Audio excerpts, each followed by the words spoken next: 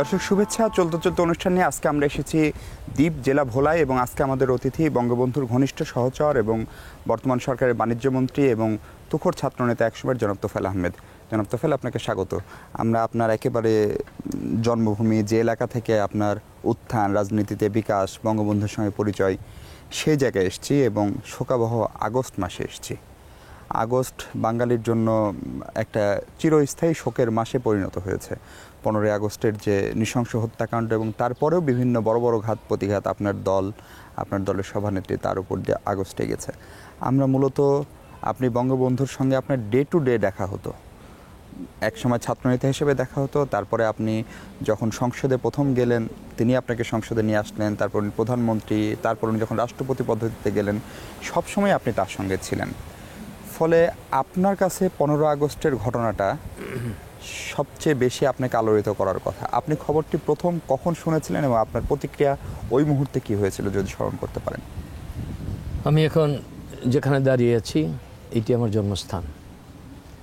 আমি যখন প্রাইমারি স্কুলে পড়তাম এই রাস্তা দিয়ে যেতাম, তখন এই রাস্তা পাকা ছিল না, কাঁচা ছিল, কাঁচা রাস্তা, কখনো খালি পায়ে যেতাম। সেই জায়গা থেকে আমি একটা বাংলাদেশের একটা প্রত্যন্ত অঞ্চল থেকে উঠে এসে আমি জাতির জনকের সান্নিধ্য লাভ করেছিলাম। তার স্নেহে এবং আদরে আমার জীবন ধন্য হয়েছে। 1975-এর 14 আগস্ট বঙ্গবন্ধুর সাথে আমার দেখা হয় রাত 10:30টায়। প্রতিদিন আমি ছিলাম বঙ্গবন্ধুর পলিটিক্যাল সেক্রেটারি। তারপরে তিনি যখন প্রধানমন্ত্রী তখন আমার পদ ছিল political secretary to the prime minister.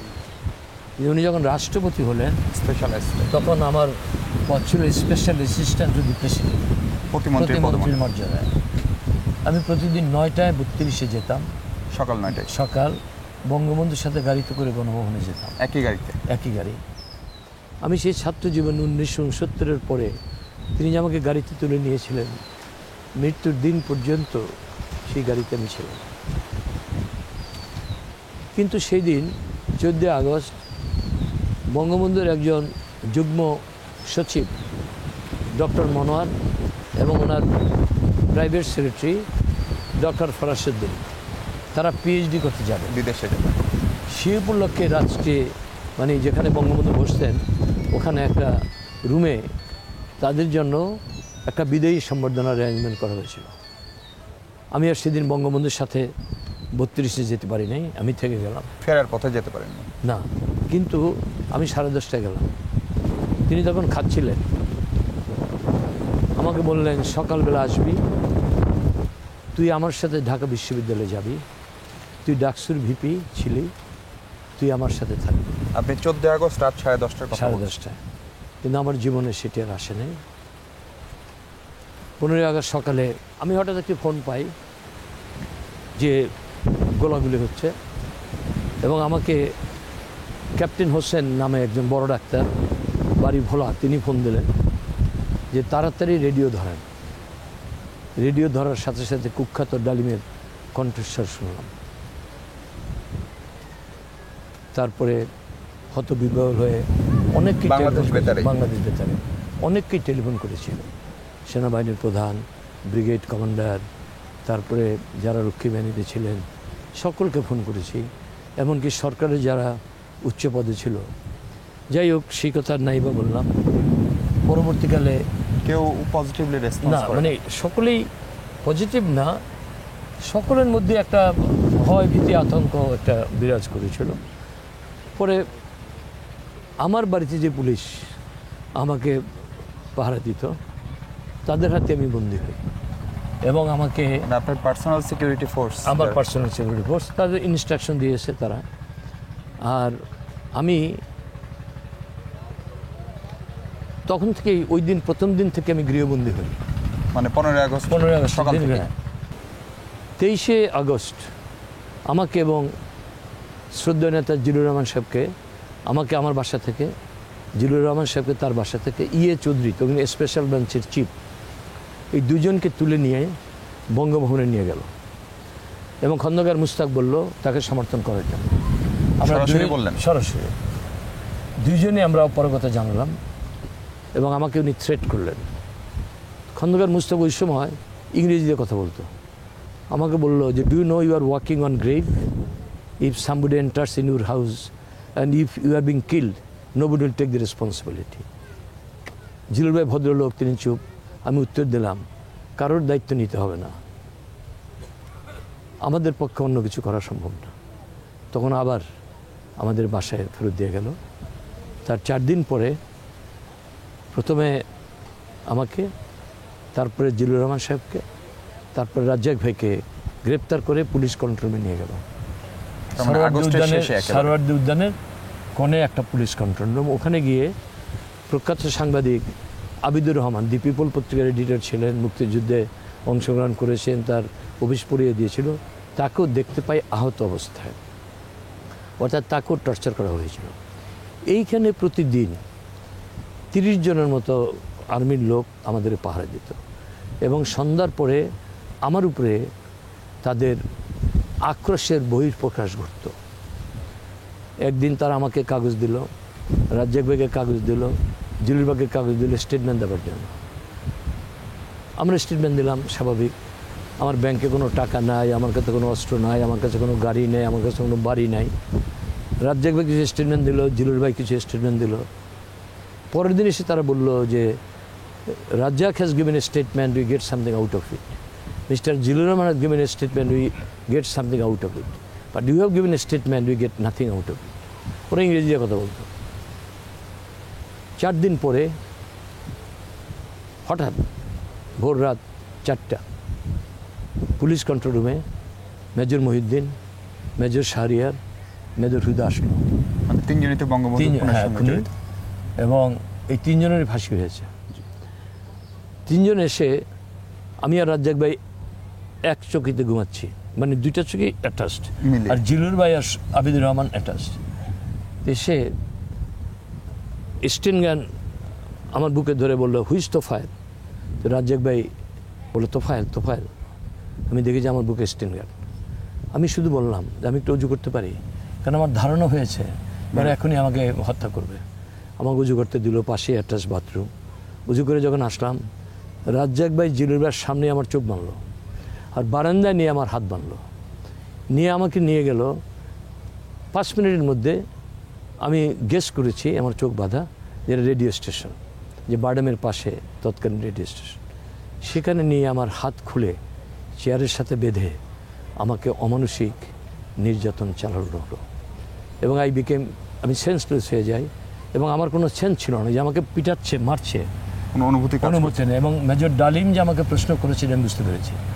সে বলেছে শেখ মুজিব ডালিমকে তো খারাপ জানতো না, হত্যা করছে বঙ্গবন্ধু, এবার বলেছে খারাপ জানতো না, কিন্তু সে চাকরিচ্যুত হয়েছে তোফায়েল, তুমি করেছো। এইভাবে বলে তার ডাইন হাত আঘাতপ্রাপ্ত ছিল। সে ডাইন হাতে ঘুষি দিল, পর্বে ঘুষি এখানে, সে আমাকে মামার দিয়ে ঘুষি দিল। ওরা আমার উপরে নির্যাতন করে চলে গেল। একজন লোক, আমি এখনও জানি না সে কে, সে আমার মাথায় হাত বুলিয়ে বলতেছে, আল্লাহ আল্লাহ করেন, আল্লাহ আল্লাহ করেন। কারণ তার ধারণা হলো যে তারা এখন সিদ্ধান্ত নিয়ে আমাকে মেরে ফেলবে, কিন্তু না মেরে তারা আমাকে প্রথমত জিজ্ঞেস করেছে যে আমরা রক্ষী বাহিনীর ক্যাম্প থেকে অস্ত্রের বাক্স আবিষ্কার করেছি যার উপরে তোমার নাম লেখা। এই অস্ত্র তুমি তোমার দলীয় লোকের মধ্যে বিতরণ করেছো। তোমার প্রাইভেট সেক্রেটারি আমাদের হাতে বন্দী, যাকে বুড়িগঙ্গার মধ্যে নিয়ে গুলি করে মেরে ফেলেছে আমার অ্যাসিস্ট্যান্ট প্রাইভেট সেক্রেটারি মিন্টু। ওরে খুব অত্যাচার করেছে আমার বিরুদ্ধে সাক্ষী দেওয়ার জন্য, ও দেয়নি। বলল যে Mintu has given a statement of 60 pages in which he stated who are the people who have distributed arms. I am quiet. তারপর বঙ্গবন্ধুর টাকা পয়সা তোমার কাছে থাকতো, সেই টাকা পয়সা কোথা থেকে আসতো, এইরকম আরও অনেকগুলি প্রশ্ন করে লাস্ট কথা হলো এই প্রশ্নের উত্তর আজকে রাত্রের মধ্যে, তখন তো ভোর, আজকে দিনের মধ্যে দিতে হবে, আদারওয়াইজ উইল বি কিল্ড। তারপরে আপনি কি করেছিলেন সেটা শুনবো, তার আগে ছোট্ট একটা বিরতি নিতে চাই। দর্শক, ছোট্ট একটা বিরতি। আমরা বঙ্গবন্ধু হত্যাকাণ্ড নিয়ে কথা বলছি তোফায়েল আহমেদের সঙ্গে, আপনারা নিশ্চয়ই আমাদের সঙ্গে থাকবেন।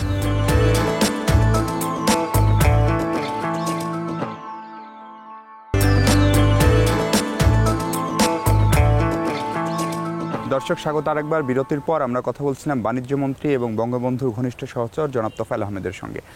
তারা আপনাকে 5টি প্রশ্ন করেছিল। ঘাতকরা 5টা প্রশ্ন করে আমাকে সেই পুলিশ কন্ট্রোল রুমে ফেরত দিয়ে গেল। যখন আমাকে টর্চার করে তখন আমার অনুভূতি ছিল না, কিন্তু যখন কন্ট্রোল রুমে দিয়ে গেল আমার অনুভূতি ফিরে এলো। তখন আমি চিৎকার করছিলাম ব্যথার তীব্রতায়, এবং জিলুর রহমান সাহেব এবং রাজ্জাক ভাই দুজনেই আমাকে শুশ্রূষা করলো। চৌধুরী সাহেব ডাক্তার নিয়ে আসলো এবং সারাদিন তখন কি পুলিশ, উনি স্পেশাল ব্রাঞ্চের ডিআইজি, উনি রাত্রিবেলা শাহরিয়ার আসলো, মেজর শাহরিয়ার, ও কর্নেল কি মেজর যাই, তখন মেজর। ও আসলো, এসে বলল কালকে ওরা আপনাকে নিয়ে গেছিল। আসলে তো ছিলই। এখন আমাকে বলা হয়েছে যে আপনাকে কিছু প্রশ্ন করা হয়েছে, সেগুলোর উত্তর দিতে হবে। আমি বললাম, look major Shahriar, I am neither in a position to talk nor in a position to write. Only option for you is to kill me and I will prefer that. আমি লিখিও নাই, বলিও নাই, তারা চলে গেছে। আসলে প্রতিদিন আর্মির কিছু লেফটেন্যান্ট বা তারা এসে বলতো যে আপনি তো কর্নেল ব্রিগেডিয়ারের নিচে কোনো অফিসারের সাথে কথা বলতেন না, এখন আমরা সেই বিগ ফ্রেন্ডরা কোথায়, এখন তো আপনার পাশে তারা নাই। এই ধরনের অনেক কটাক্ষ করে কথা বলতো, তুচ্ছ তাচ্ছিল্য করে। তার পরের দিন আমাকে সেন্ট্রাল জেলে নিয়ে গেল। সেন্ট্রাল জেলে নিয়ে আমাকে এবং আবিদুর রহমানকে, সাংবাদিক, এবং রাজ্জাক ভাইকে, জিলুর রহমান সাহেবকে নিয়ে সেন্ট্রাল জেলে আমাদেরকে এন্ট্রি করে গ্রেপ্তার দেখিয়ে আমাকে আর আবিদুর রহমানকে পাঠিয়ে দিল ময়মনসিংহ কারাগারে। আর রাজ্জাক ভাই আর জিলুর রহমান সাহেবকে, জিলুর ভাইকে পাঠালো কুমিল্লায়। আবিদুর রহমান আমি প্রথম রাতে একসাথে ছিলাম। জেলখানার নিয়ম হলো হয় একজন নয় 3 জন, 2 জন হলো আলাদা। পরের দিন আমাদের দুজনকে 2টা কক্ষে রাখা হলো। But I did not see the light of sun for last 3 months। কিন্তু ঈদের দিন, রোজার ঈদের দিন জেলখানা ভেঙে ওই যারা ওই কন্ডেম ছেলে ছিল তারা জেল থেকে পালিয়ে গেল, যার জন্য আমার ভাগ্য খুলে গেল। তখন আমাকে নিয়ে গেল ওয়ার্ডে। আর ওই যে সন্ত্রাসী, সর্বহারা, পূর্ব বাংলা কমিউনিস্ট পার্টি, তাদেরকে আবার নিয়ে আসলো কন্ডেম ছিল। এইভাবে আমি ময়মনসিংহ কারাগারে 20 মাস। আমার সাথে বর্তমান রাষ্ট্রপতি জনাব হামিদ, আমার সাথে বর্তমান ধর্মমন্ত্রী জনাব মতিউর রহমান, আমার সাথে রফিকুদ্দিন ভূঁইয়া, আমার সাথে অনেক বড় বড় নেতা আমার সাথে জেলখানায়। এবং আমার স্ত্রী ওখানে দেখা করতে যেত। এই জেলখানায় বসে আমার মেজো ভাই 5ই অক্টোবর তাকে হত্যা করা হয়েছে। আমি জেলের মধ্যে বসে আমি সেই খবর পাই। কারা হত্যা করেছিল? এই আমার বাড়ির কাছে খায়েরহাট একটা বাজার আছে, উনি ঈদের বাজার করতে গিয়েছিলেন। আমার বড় ভাই মৃত্যুবরণ করেছে 11ই জুলাই 75। বঙ্গবন্ধু জানাজা পড়লেন, আমার ভাইয়ের মরদেহ নিয়ে এয়ারপোর্টে গিয়ে হেলিকপ্টারে লাশ পাঠালেন। আর 5ই অক্টোবর আমার মেজো ভাইকে মারা হলো। আমার মা তখন জীবিত, 2 ছেলে মৃত, 1 ছেলে জেলে। কঠিন অবস্থা। আমি যে বাসায় থাকতাম পলিটিক্যাল সেল হিসেবে, সেই বাসার থেকে বের করে দিল। আমার স্ত্রীকে কেউ বাড়ি ভাড়া দিচ্ছে না। ওরা আমার ভাগ্নি জামাই নজরুল, তার নামে গোপনে কলাবাগানে একটা বাড়ি ভাড়া নিয়েছে। আমি যে বনানী যে বাড়িটা থাকি, এই বাড়িটা বঙ্গবন্ধু আমাকে জমি দিয়েছেন আমার স্ত্রীর নামে, কিন্তু আমরা টাকা পয়সা জমা দিইনি। 14 আগস্ট সকালবেলা আমি ভাবির সাথে আলাপ করতে গিয়েছিলাম যে নেওয়াটা ঠিক হবে কিনা। তিনি বললেন যে নেওয়া ঠিক হবে, আপনি 4 কিস্তিতে 50,000 1 লাখ টাকা বিঘা আপনি দিবেন। কিন্তু সিদ্ধান্ত নেওয়ার পরের পরের দিনে ঘটনা ঘটলো।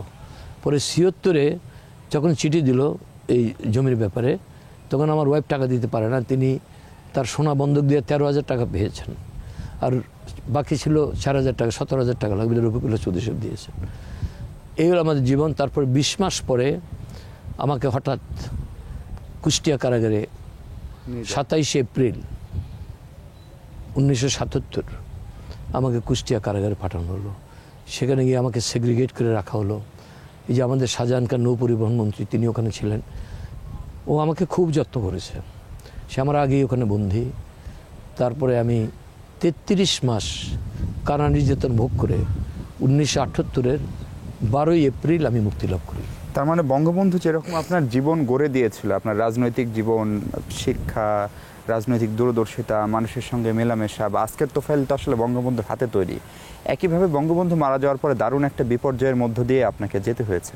প্রশ্নটা হলো, বঙ্গবন্ধু যেটা ভাবতেই পারেনি তাকে কেউ খুন করতে পারে, আপনারা যারা তার আশেপাশে ছিলেন, আপনাদের আমরা কখনো ওনাকে বললে উনি বিশ্বাস করতেন না, যে না, কেউ কেউ ওনাকে বলেছে, দেশি বিদেশি কূটনীতিকরা কেউ সতর্ক করেছে, কিন্তু উনি তো খুব ওনার সেই বক্তব্য যে what is your qualification, David frost যখন ইন্টারভিউ নেয় বললো promptly, I love my people, what is disqualification, I love them too much.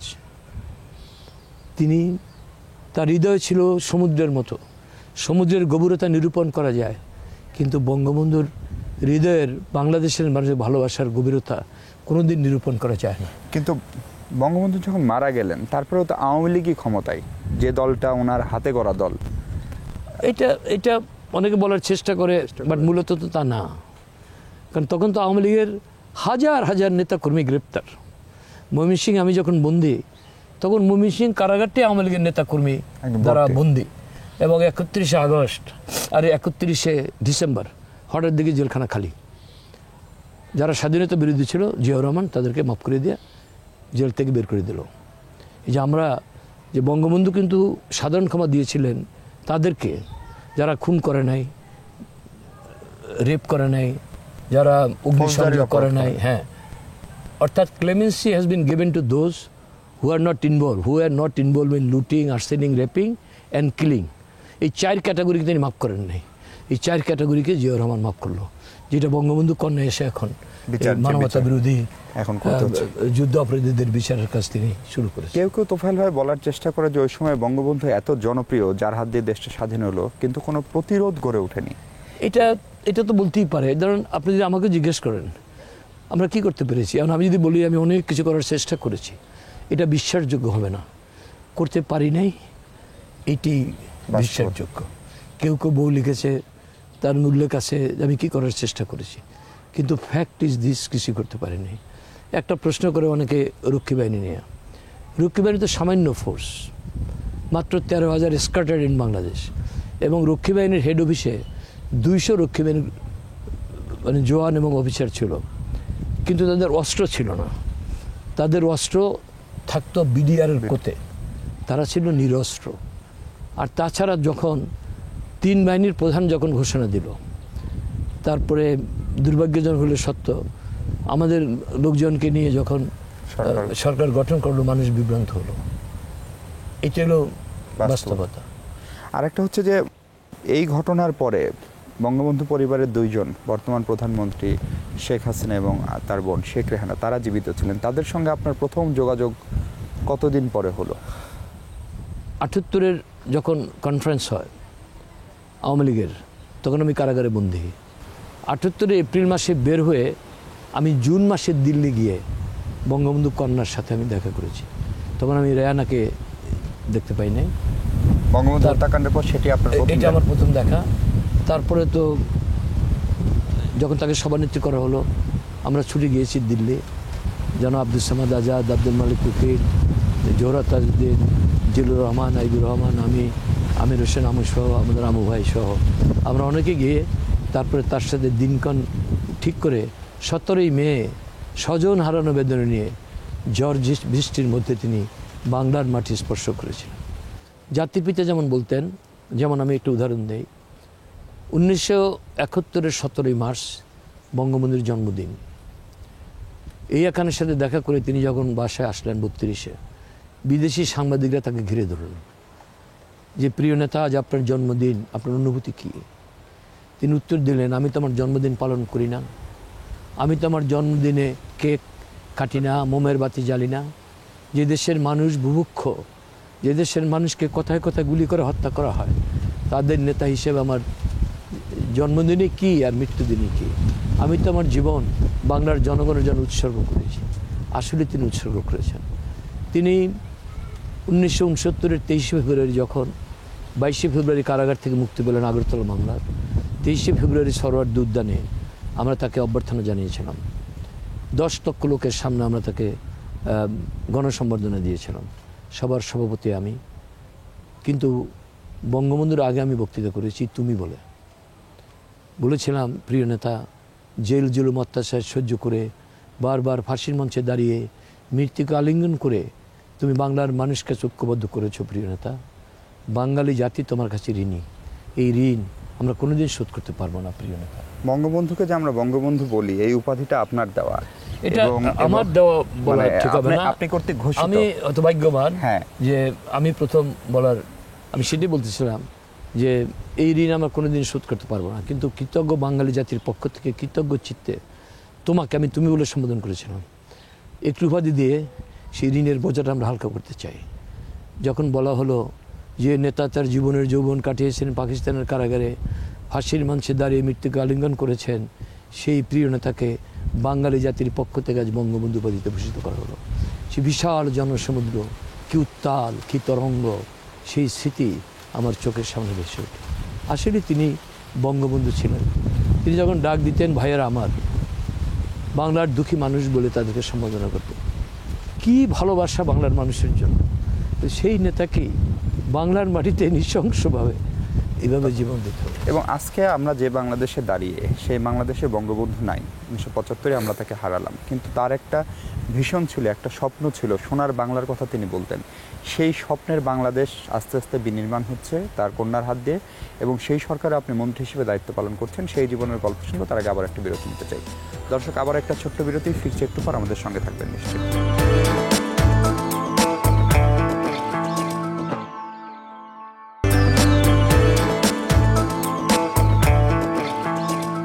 দর্শক, স্বাগত আরেকবার। চলতে চলতে অনুষ্ঠানে আমরা কথা বলছিলাম তোফায়েল আহমেদের সঙ্গে।